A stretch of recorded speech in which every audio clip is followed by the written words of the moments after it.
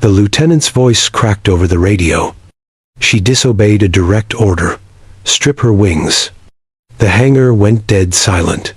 Major Elise Hanover stood at full attention, her flight suit streaked with dried blood and sand.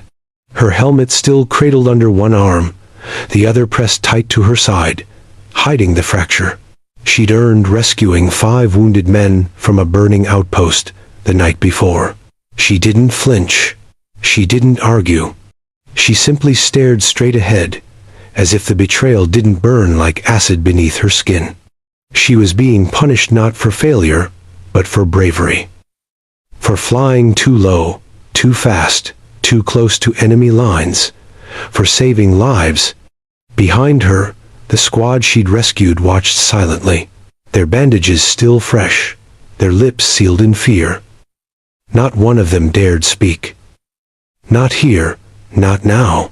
And so, in front of her peers and superiors, Elise Hanover, decorated combat pilot, was grounded. Not because she broke the rules, but because she proved they were sometimes worth breaking. She had always been easy to overlook 5'5", shoulders squared, with the rigidness of someone who'd buried more friends than family. Her flight jacket was older than some of the rookies she trained. Her hair was always tied back with the same faded elastic. And her silence?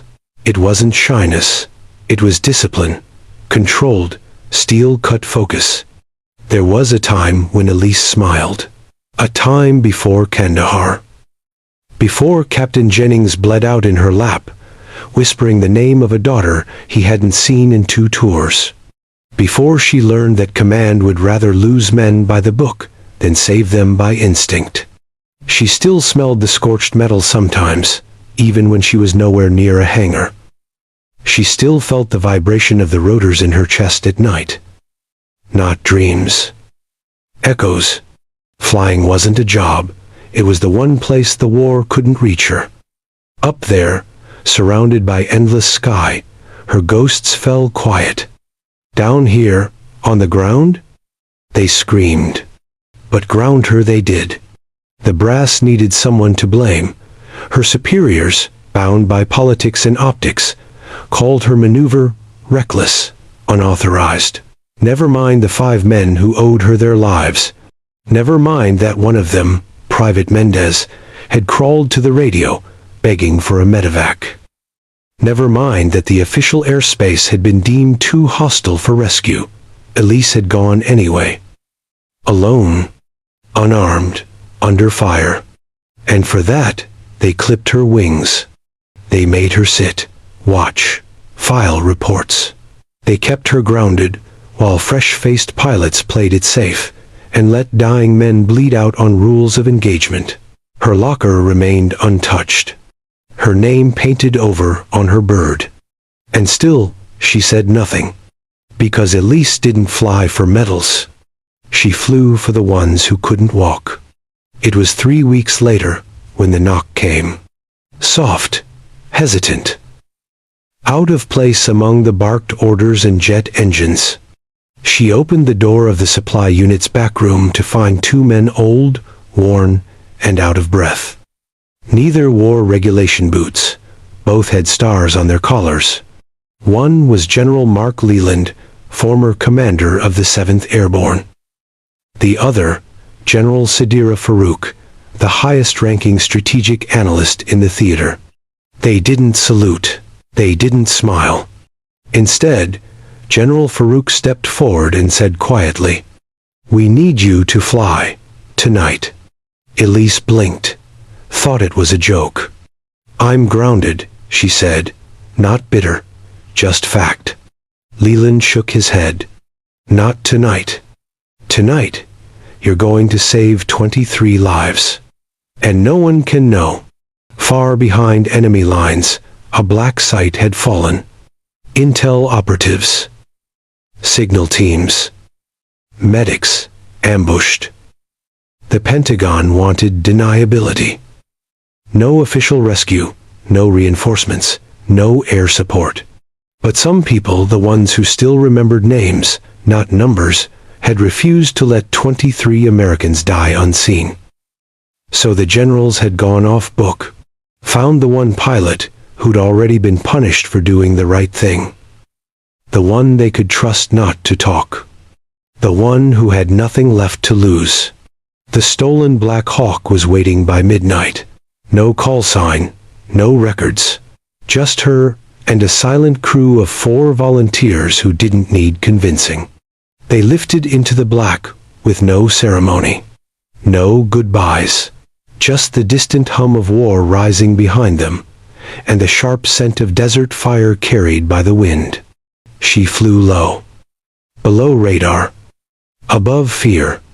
Her hands moved like instinct. Her pulse never changed. The rotors thundered, but inside, she was still. When the gunfire started, she didn't flinch. When the flares exploded, she didn't pull back. And when the burning compound came into view mangled and half submerged in dust, she didn't hesitate. She dropped, fast, precise, straight into chaos. And when the survivors saw her face through the dust, some wept, some laughed, some just stared, unable to believe it was her. The grounded pilot, the one they'd heard about, the one who wasn't supposed to be here. But she was. And she'd come for them.